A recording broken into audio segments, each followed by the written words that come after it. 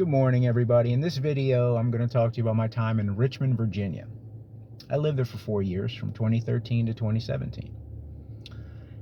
It's a lot cheaper than Atlantic City and Hollywood, but the people are not that great, and the culture is not for me. I'm not passive aggressive. If I don't like somebody, I'll say it to their face. Down south, if you don't like somebody, you talk behind their back. I don't do that.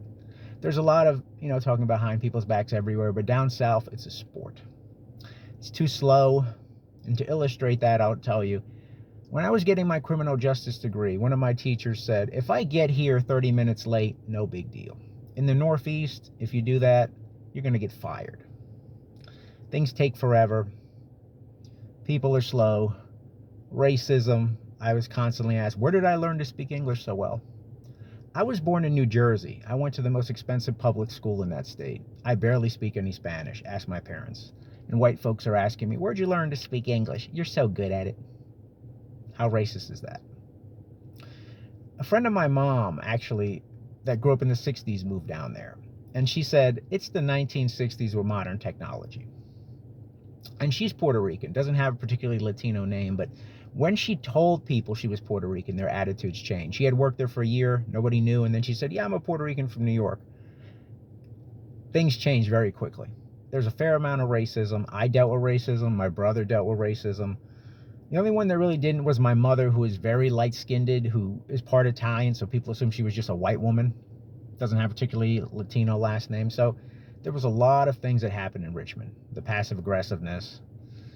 If you can't say something to somebody's face, I'm not going to be around you. Too much of somebody walks out of the room and somebody's talking bad about them. Is it cheaper? Yeah.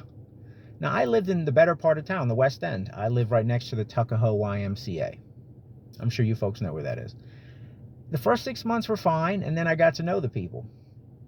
And instead of telling people what you really think about them, there's just a lot of, well, I got to be nice in public. And where I'm from, at a certain point, you're just going to tell somebody what you think of them.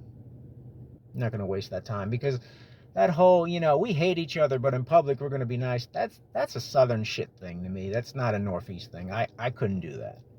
At a certain point, I'm just going to air you out. So you save money down south, but if you're not one of those minorities where you're like, everything the white man says is okay, then it might not be for you. That's my opinion. But overall, Richmond, Virginia, I would give it a 4 out of 10. Okay? Now, if you're a rich white person, maybe you might like it more.